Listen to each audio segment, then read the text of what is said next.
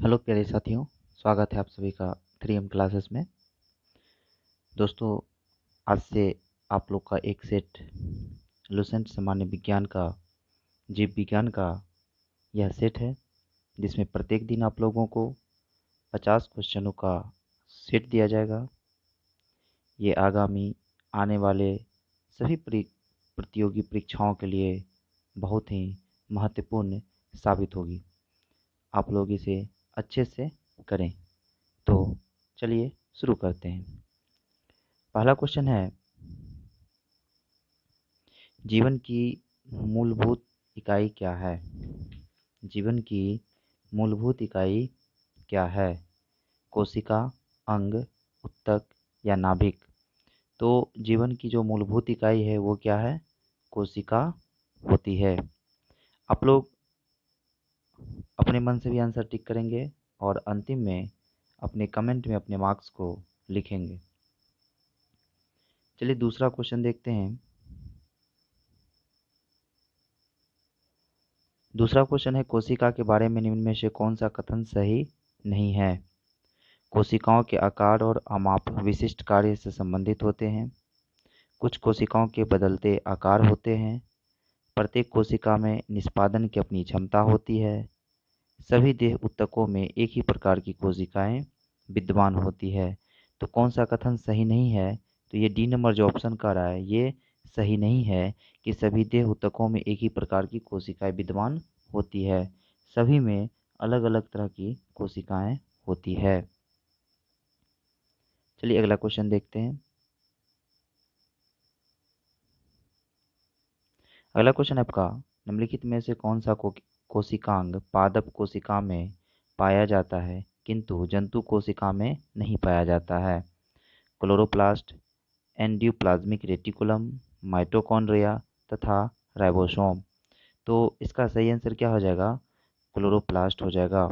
ये क्लोरोप्लास्ट जो है दोस्तों, ये जो है पादप कोशिकाओं में तो पाया जाता है, लेकिन जंतु कोशिका में कोई भी क्लोरोप्लास्ट ऐसा नहीं पाया जाता है।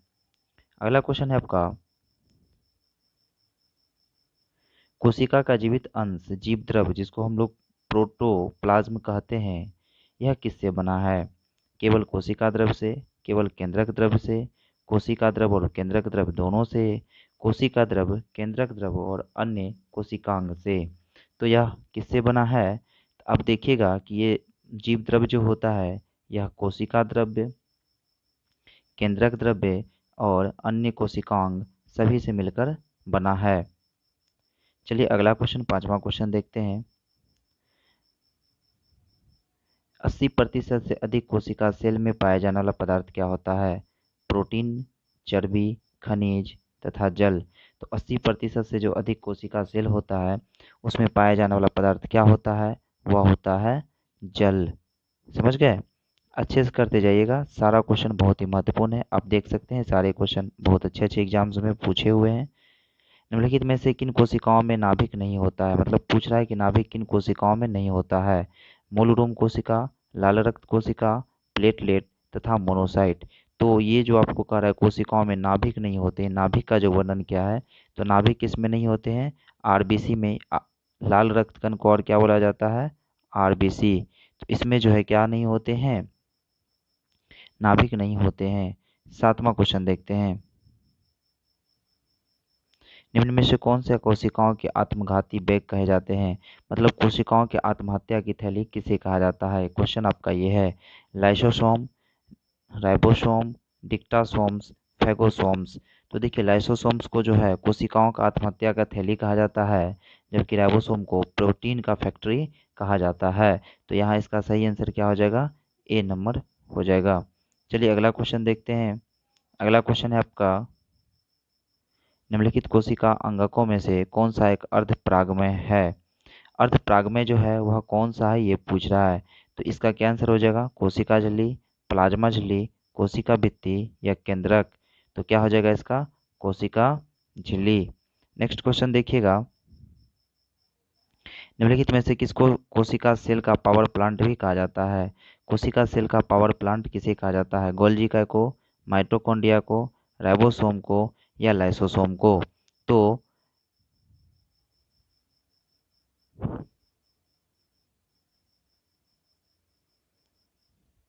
तो ये किसे कहा जाता है? ये माइटोकॉन्ड्रिया को कहा जाता है क्या? सेल का पावर प्लांट कहा जाता है।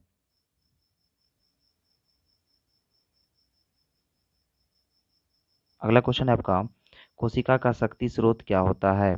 मतलब है कोशिका का शक्ति स्रोत क्या है? कोशिका भित्ति है, माइटोकॉन्ड्रिया है, राइबोसोम है या न्यूक्लियस है? तो कोशिका का शक्ति स्रोत जो है वह क्या है? माइटोकॉन्ड्रिया है। थोड़ा फास्ट भी करना है दोस्तों। अगला क्वेश्चन है, मानव शरीर में मौजूद निम्नलिखित कोशिकाओं में से किस में माइटोकॉन्ड्रिया नहीं पाया जाता है? तो किस कोशिका में माइटोकॉन्ड्रिया नहीं पाया जाता है?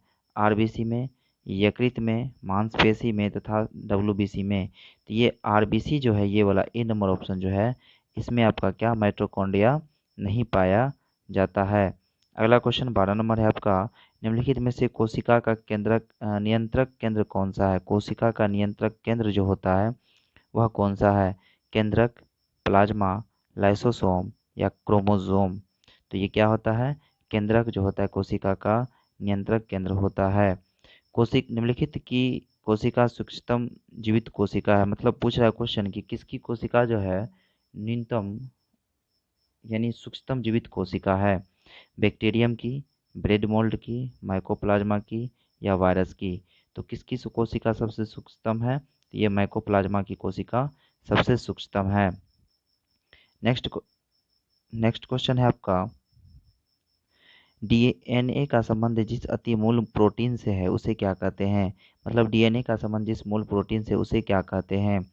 गैर एल्ब्यूमिन, हिस्टोन, गैर हिस्टोन या एल्बुमिन? तो क्या होता है ये? Histone.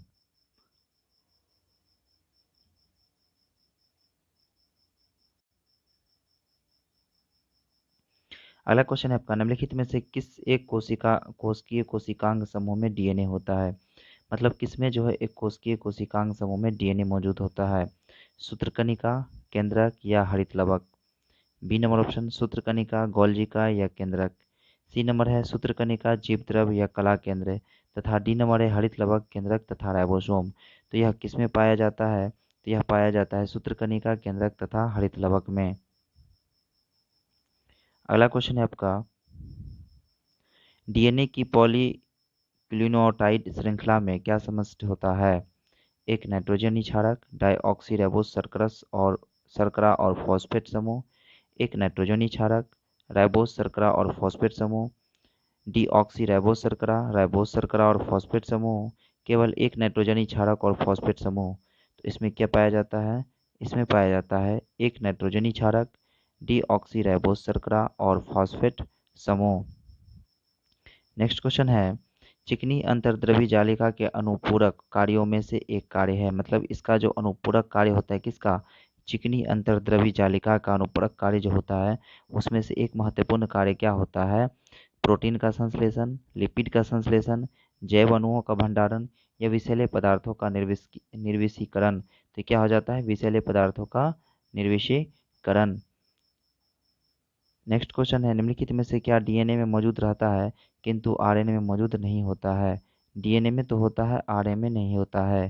Thiamine, adenine, guanine, cytosine? तो क्या होता है ये? किस में मौजूद होता है? थायमिन जो है यह डीएनए में मौजूद होता है किंतु आरएनए में मौजूद नहीं होता है। आरएनए का प्राथमिक कार्य क्या होता है? आरएनए का प्राथमिक कार्य प्रकाश संश्लेषण है, प्रोटीन संश्लेषण है, प्रतिकृति बनाना है तथा अनुवाद करना है। देखिए बच्चों, सारे क्वेश्चन कहीं ना कहीं किसी न किसी एग्जाम में पूछे हुए हैं। बीपीएससी हो, जेपीएसएससी हो, एसएससी हो या फिर एनडीए हो, ये सारे क्वेश्चन बहुत ही महत्वपूर्ण हैं और वो प्रत्येक मतलब किसी न किसी एग्जाम्स में पूछे गए हैं। तो क्या हो जाएगा इसका आंसर? 19 नंबर का। आरएनए का प्राथमिक कार्य जो होता है यह क्या होता है? तो ये होता है प्रोटीन संश्लेषण। आगे आपका राइबोसोम्स होते हैं डीएनए, आरएनए, प्रोटीन्स या इनमें से कोई नहीं? तो राइबोसोम्स क्या होते हैं? आरएनए होते हैं।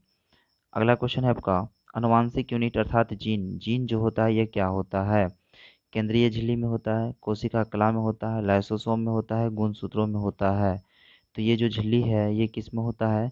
गुणसूत्रों में होता है। आनुवांशिक यूनिट अर्थात जीन कहाँ होता है? गुणसूत्रों में होता है। अगला क्वेश्चन है आपका, डीएनए की द्विकुंडलिनी संरचना किसके द्वारा दी गई थी? तो डीएनए की द्विकुंडलिनी संरचना किसके द्वारा दी गई थी? जेकब तथा मोनोड के द्वारा, वाटसन तथा क्रिक के द्वारा, एच.जी. खुराना के द्वारा, या उपरोक्त में से कोई नहीं। तो यह जो श्रृंखला दिया गया था, मतलब संरचना दिया गया था, यह वाटसन तथा क्रिक के द्वारा दिया गया था। मतलब डीएनए का जो पद्धति दिया गया था, द्विकुंडलित संरचना किसके द्वारा? वाटसन और क्रिक के द्वारा दिया गया था। नेक्स्ट क्वेश्चन 23 नंबर देखते हैं। सबसे पहले डीएनए को अलग किसने किया था? फ्रेडरिक हॉफमिस्टर ने, अल्ब्रेक्ट कौशल ने, फोबेस लेविने ने, तथा वाटसन और क्रिक ने। तो सबसे पहले इसको अलग किसने किया था? फ्रेडरिक हॉफमिस्टर ने। किसने किया था? ए नंबर। अगला क्वेश्चन है आपका, डीएनए के दो स्ट्रैंड बंधे होते हैं। डीएनए के दो स्ट्रैंड जो है वो बंधे होते हैं किसके द्वारा? हाइड्रोजन बॉन्ड्स द्वारा, सहसंयोजक बॉन्ड्स द्वारा, स्थिर विद्युत बल द्वारा, अंडरवाल्स बलों द्वारा। यह किसके द्वारा बंधे होते हैं? यह आपका बंधे होते हैं हाइड्रोजन बॉन्ड्स द्वारा। ठीक है। अगला क्वेश्चन है आपका, डीएनए के एक तंतुगक्ष स्ट्रैंड से आरएनए में आनुवांशिक सूचना के प्रतिरूपण की प्रक्रिया क्या कहलाती है? तो ये प्रक्रिया जो होती है, यह प्रक्रिया क्या कहलाती है? अनुलेखन कहलाती है।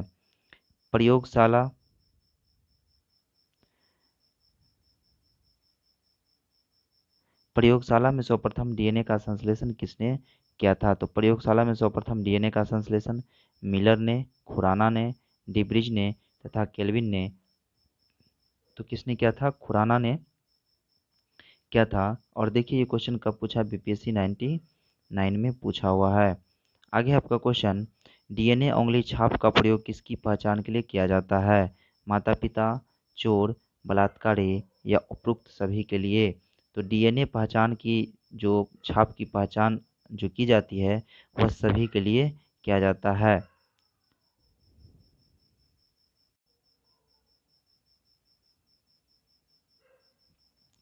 आइए नेक्स्ट क्वेश्चन देखते हैं। जीव कोशिकाओं में आनुवांशिक लक्षणों के नियंत्रण में निम्नलिखित में से कौन सा उत्तरदायी है? तो जीव कोशिकाओं में जो आनुवांशिक लक्षण का नियंत्रण होता है उसके लिए कौन सा उत्तरदायी होता है? उसके लिए कौन सा उत्तरदायी होता है? एंजाइम, हार्मोन, आरएनए, डीएनए या उपरोक्त में से कोई नहीं, या एक से अधिक? तो इसका जो हो जाएगा वह क्या हो जाएगा? उपरोक्त में से कोई नहीं या एक से अधिक। ये ऑप्शन नंबर ई है और यह बीपीएससी 2016 का क्वेश्चन है। नेक्स्ट क्वेश्चन है आपका, पुरुष में पुरुषत्व के लिए कौन सा गुणसूत्रीय संयोजन उत्तरदायी होता है? XO, X, X, X, X, X, XY। तो पुरुष में जो गुणसूत्र होता है वह कौन सा होता है? वह होता है XY। अगला क्वेश्चन है, मनुष्य में कौन से क्रोमोसोम्स के मिलने से बालक का जन्म होगा? पुरुष का X एवं स्त्री का X, पुरुष का X एवं स्त्री का Y, पुरुष का Y एवं स्त्री का X, पुरुष का Y एवं स्त्री का Y।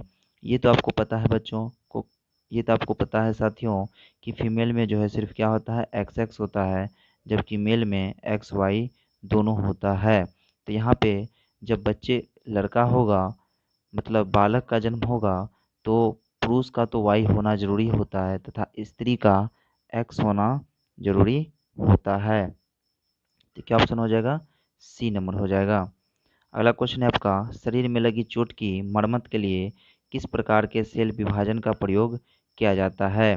केवल समसूत्रण, केवल अर्धसूत्री विभाजन, माइटोसिस और मियोसिस दोनों, न समसूत्रण न ही अर्धसूत्री विभाजन। तो इसमें किसका प्रयोग किया जाता है? ये प्रयोग आपका किया जाता है केवल समसूत्रण में।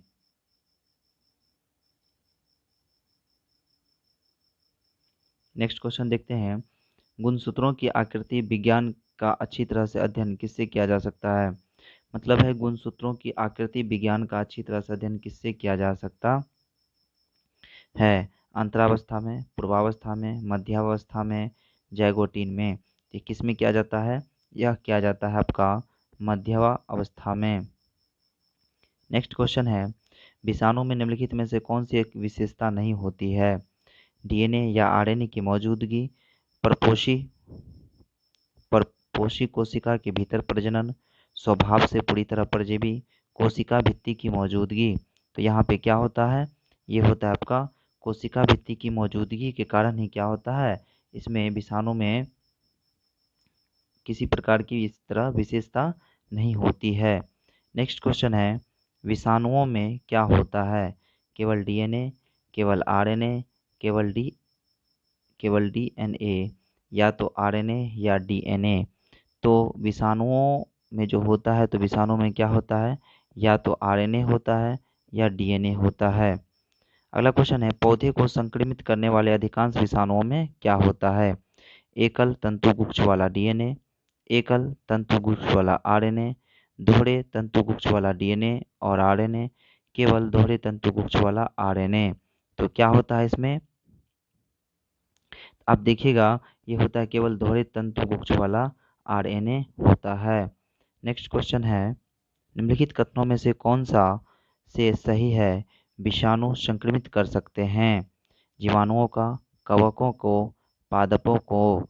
नीचे दिए गए कूट का प्रयोग कर क्या करना है, सही उत्तर चुनना है। देखिए यहाँ पे 3 नाम दिए हुए हैं, अब कूट कर जो है आपको सही आंसर इसका चुनना है कि सही आंसर क्या होता है। तो देखिए इसका सही आंसर क्या हो जाएगा, 1 और 2, 3, ये सभी क्या है, विषाणु संक्रमित कर सकते हैं, मतलब तीनों। आगे आपका 37 नंबर क्वेश्चन है, निम्नलिखित में से सर्वप्रथम किस वायरस की खोज हुई थी? मतलब जो वायरस का आपको ऑप्शन दिया गया है, इसमें सर्वप्रथम किस वायरस का इसमें आपको खोज हुआ था, ये पूछ रहा है। पोलियो का, HTLV का, TMV का, HIV का। तो सबसे पहले किसका हुआ था, TMV का। अगला क्वेश्चन है, एड्स मानव प्रतिरक्षाहीनता विषाणु HIV के द्वारा होता है। एच जो है HIV के द्वारा होता है। रिक्टो वायरस किस वायरस के द्वारा होता है, रिक्टो वायरस द्वारा होता है। अगला क्वेश्चन है आपका,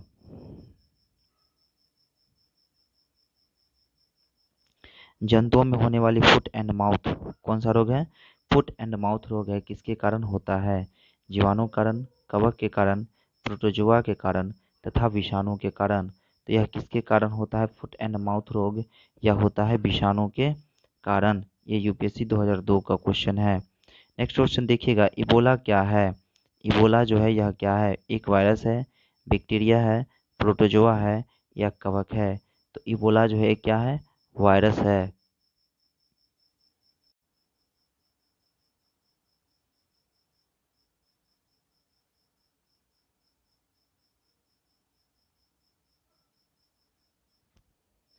नेक्स्ट क्वेश्चन 41 नंबर है कि दूध के दही के रूप में जमने का कारण क्या होता है? पहला ऑप्शन है आपका माइक्रोबैक्टीरिया, दूसरा है स्टेफाइलोकोकस, तीसरा है लैक्टोबैसिलस तथा चौथा है ईस्ट। तो इसका सही आंसर यानी सटीक आंसर जो होगा वह क्या हो जाएगा, लैक्टोबैसिलस। नेक्स्ट क्वेश्चन है, निम्नलिखित में से कौन सा एंजाइम फिक्सिंग बैक्टीरिया होता है? मतलब फिक्सिंग बैक्टीरिया जो होता है वह कौन सा एंजाइम होता है? तो वह है salmonella, rhizobium, salmonella, rhizobium, Pseudomonas तथा ई कोली। तो ये क्या है, राइजोबियम होते हैं। सिम्बोटिक कीटाणु जो कि वातावरणीय नाइट्रोजन के स्थिरीकरण के लिए उत्तरदायी है, किसमें पाया जाता है? कौन सा कीटाणु है, सिम्बोटिक कीटाणु है, ये नाइट्रोजन स्थिरीकरण के लिए जिम्मेदार होता है। यह किस में पाया जाता है, यह पाया जाता है मटर के पौधे में, मतलब उसके जड़ में, दलहनी पौधे के जड़ में क्या पाया जाता है, नाइट्रोजन पाया जाता है। तो यहाँ नाइट्रोजन का स्थिरीकरण के लिए उत्तरदायी पूछा है, तो क्या हो जाएगा, मटर हो जाएगा। आगे आपका, फलीदार पादपों की जड़ों में उपस्थित गांठों में पाए जाने वाले नत्रजन स्थिरीकरण जीवाणु क्या होते हैं? नत्रजन स्थिरीकरण जीवाणु जो होते हैं, क्या मृतजीवी होते हैं, प्रोटो प्रोटोपघटनी होते हैं, सहजीवी होते हैं या प्रासरी होते हैं? तो क्या होते हैं, यह सहजीवी होते हैं। अगला क्वेश्चन है आपका, अनुवांशिक हेरफेर द्वारा प्राकृतिक पृथकितों से विकसित जीवाणुओं का कौन सा जीवाणु विभेद समुद्र में बिखरे तेल का निवारण करने के लिए उपयोग में लाया जा सकता है? Agrobacterium, clostridium, nitrosomonas, pseudomonas. तो इसमें कौन सा होता है जो निवारण मतलब बिखरे तेल का निवारण के लिए प्रयोग में लाया जा सकता है? तो ये आपका हो जाएगा डी नंबर स्यूडोमोनस। अगला क्वेश्चन है, प्रशीतन रेफ्रिजरेशन खाद्य प्रशिक्षण में मदद करता है, कैसे? जीवाणुओं को मारकर, जैव रासायनिक अभिक्रियाओं की दर को कम कर, एंजाइम नष्ट कर, खाद्य पदार्थों की बर्फ की तरह से ढककर। तो ये कैसे भोजन को मतलब फ़ायदा पहुंचाता है? तो ये भोजन को जो फ़ायदा पहुंचाता है, जैव रासायनिक अभिक्रियाओं की दर को कम करके फ़ायदा पहुंचाता है। आवासीय स्थिति जैविक पदार्थ की जीवाणु घटन को क्या कहेंगे?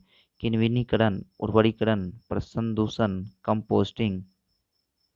तो अवायवीय स्थिति में जो जैविक पदार्थ के जीवाणु अपघटन को क्या कहते हैं? तो ये कहा जाता है किण्वीकरण। अगला क्वेश्चन है, जीवाणुओं के निम्नलिखित प्रकारों में से छत्रक किससे संबंध होते हैं?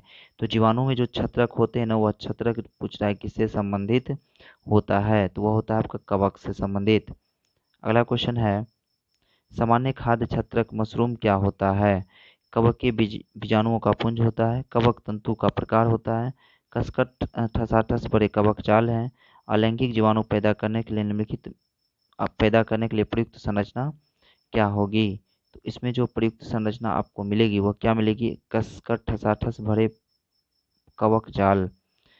समझ गए? अगला और अंतिम क्वेश्चन है, ईस्ट मिलाने पर गूथे हुए आटे के उठने का कारण क्या होता है? तो 50 नंबर जो है आपका ये क्वेश्चन है, इसका आंसर क्या होगा बताइएगा? इसका आंसर है ताप में वृद्धि, द्रव्यमान में परिणाम में वृद्धि, इष्ट कोशिकाओं की संख्या में वृद्धि, या कार्बन डाइऑक्साइड गैस का निर्मोशन। तो यह इष्ट मिलाने पर गूथे हुए आटे के उठने का कारण जो होता है, यह होता है कार्बन डाइऑक्साइड गैस का निर्मोचन। धन्यवाद दोस्तों, ये आपका जीव विज्ञान का पहला सीरीज था जिसमें 50 क्वेश्चन लिए गए थे। अब कंटिन्यू हम इसमें 50-50 क्वेश्चन आपको करवाते रहेंगे। इस तरह से साइंस के सारे टॉपिक हो जाएंगे, फिर हम लोग सोशल साइंस की ओर बढ़ेंगे।